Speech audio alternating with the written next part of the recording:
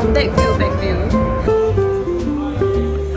Welcome to my Tokyo vlog. Me and my friend went like late July or something, so it took me a while to actually post this video, but we finally went. We booked last minute tickets and all of that, but it was really exciting. As you can see, we really enjoy taking TikToks together, so that's that. On the first day, we actually headed to the Harry Potter exhibition. It's known to be like the biggest one in the world. We're not really sure if it's true, but we went there. We both are Harry Potter fans. We grew up watching Harry Potter, even though the first movie is probably the same age as us. But it was really cool because they had like real life sets and all of that. They had costumes that the actors actually wore. But one thing I would say that kind of not rubbed me the wrong way, but it was kind of weird, was that the characters would be speaking in Japanese. And yeah, we went to the one in Japan, but like Harry Potter does not speak Japanese unless he's bilingual. But it was really cool to see everything. We were super excited about it, and it did not disappoint, let me tell you that much. This was the dining hall, and they also turned on the lights and had the Goblet of Fire in the middle of the dining hall, and we got to see the staircases actually move at Hogwarts, which was really cool. And the pictures were also moving, and we were able to take videos and then have our video shown up on the wall in one of the picture frames. So we had fun with that.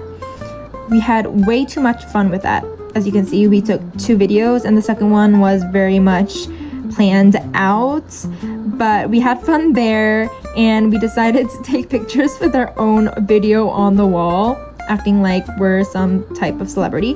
But we moved on to another station, which was showing the Gryffindor dorms, and this was pretty cool.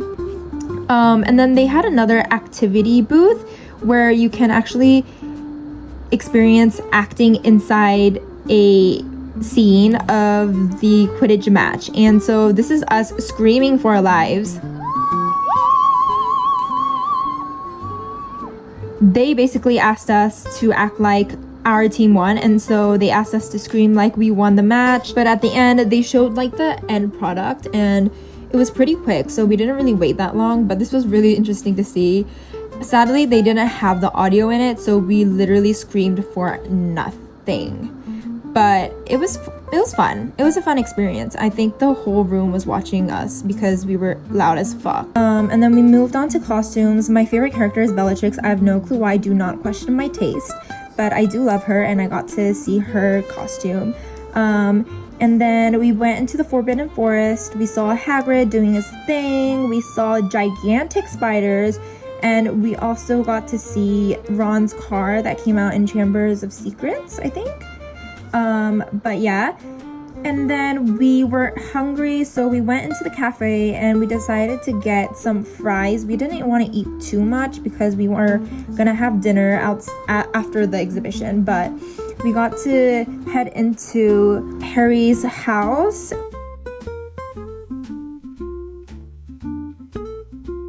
We got to see the Hogwarts Express and even Ministry of Magic.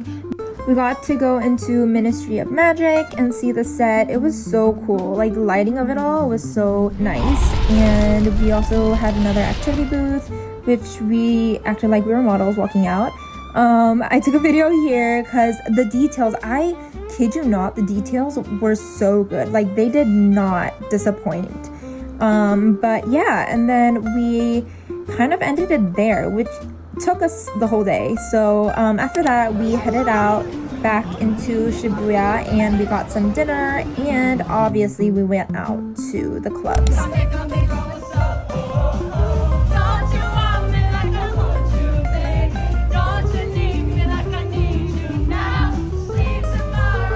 Now moving on to day 2, we started off the day by going to the convenience store to get some breakfast because we had a long day ahead. We were heading to DisneySea and I needed my caffeine. But we had our breakfast. So hot. And we got to DisneySea. Mind you, this day was extremely hot. We were not expecting it to... Actually, we were. But yeah, DisneySea was fun overall. I think the details, again, they did not disappoint, which I really very much appreciated. And we did get to ride a lot of stuff, but one thing I would say is that the rides were not that thrilling. So if you're finding something thrilling, do not go to DisneySea. After DisneySea, we were really tired, but we had to go into the convenience store and buy all the things that TikTok has told us to buy. Okay, so we're gonna do a haul of everything we got in Tokyo, and we're gonna go live Wait, try. on her account. What? Okay, so you got the last 34%. And if our life is any longer, we can't do it. Yes, but let's go. Oh my god, hey! Wave. Okay, hi guys. So we are gonna do a Tokyo haul because today is our second last day here. Okay, and we have to leave at 11:30 because we are going to the club. So we're gonna do a speed run of everything. Okay. Japan has been A lot of walking. yeah. Oh my god, we walked so much. I've never walked so much like in Singapore. But we literally did 30k steps yesterday because we went to DisneySea, and then yeah, we literally walked so much and my soul literally hurt. Okay, so we're gonna start off with the food haul. So we went to the convenience store and No. We went into TikTok to search on what we need to buy at the convenience store, 7-Eleven Japan, and the things that we saw on TikTok were crazy, but we try to find as much as we can. okay, anyway, so food haul. From 7-Eleven, Yeah, okay, anyway, if you guys have any suggestions on what we should try here, let us know. But we got this melon pen that we didn't get to try. Okay, we're doing our Japan haul and we have to leave at 11:30. Okay. Hurry! So we're gonna do a very, very fast. No, we're flying back tomorrow, but we're going to the club at 11:30 and we need to catch the train. Yeah. Okay, so we got this melon pan bun. Apparently it's really good on TikTok. Yeah, and it's like 138 yen, which is, I don't know, 5 or something. Okay, but we haven't tried because yesterday we were so tired that we couldn't do a mukbang. Pancake with maple syrup and mandarin because mandarin. I don't know how to pronounce it. Okay, and then we bought this like banana biscuit. It also comes in matcha flavor. Yeah. Oh, by the way, we bought this at Don Donkey. And there's like what? It's Don Quijote. literally the same. It's Don Quijote. It's literally the same. Okay, whatever. But we bought this at the Don Donkey version in Japan.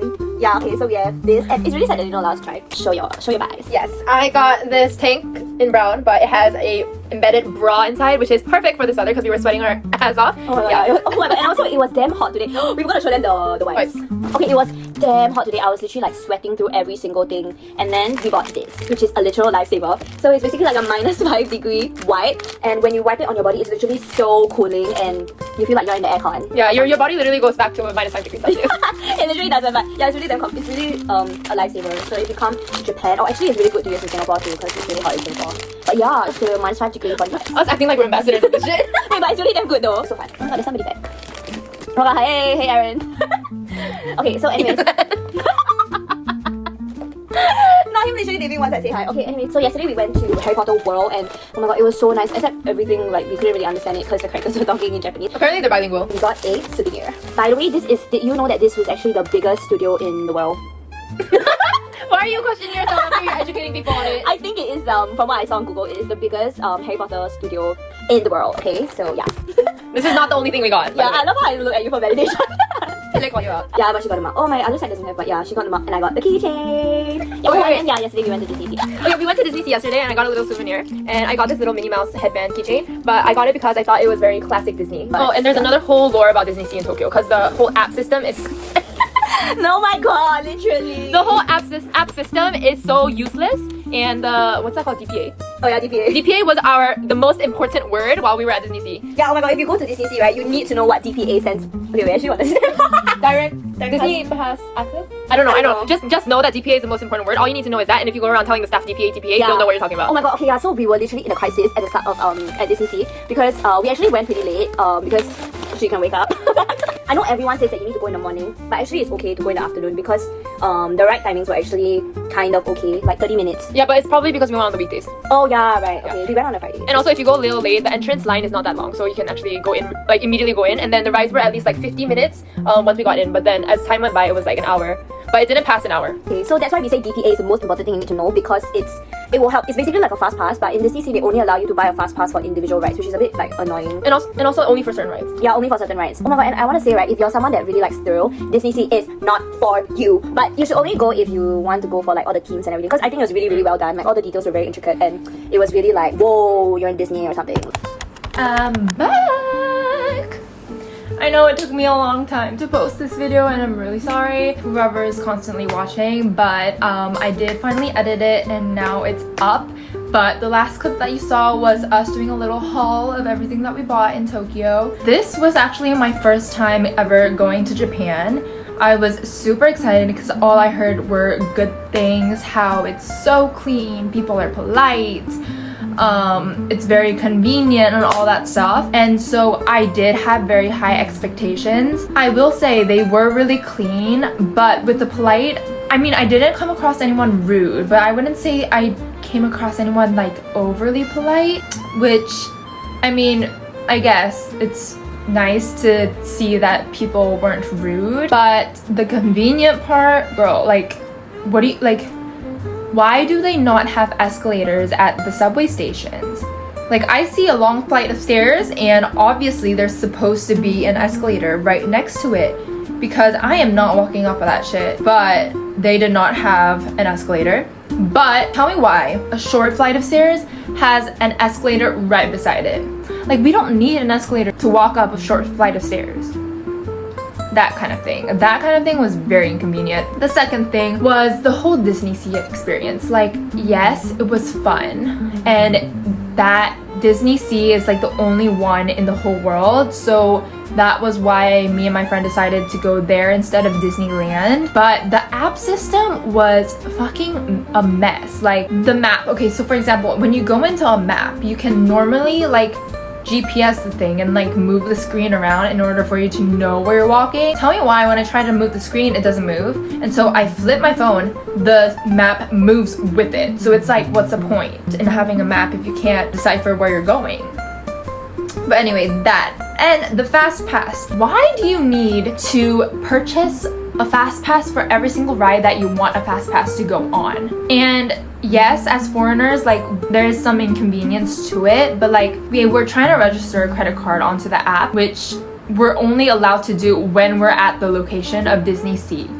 And so we try to insert the card number and all of that, but then they require a message to come through to our phone to verify if it's us. We're overseas, we can't receive text message, excuse me. Like, that doesn't make sense.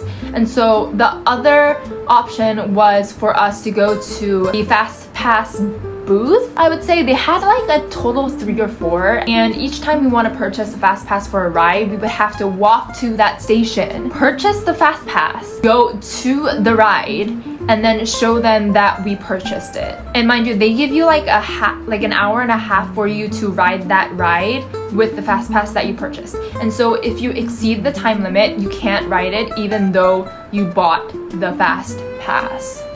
Like, the DisneySea, it was huge, so it's like, that doesn't make sense.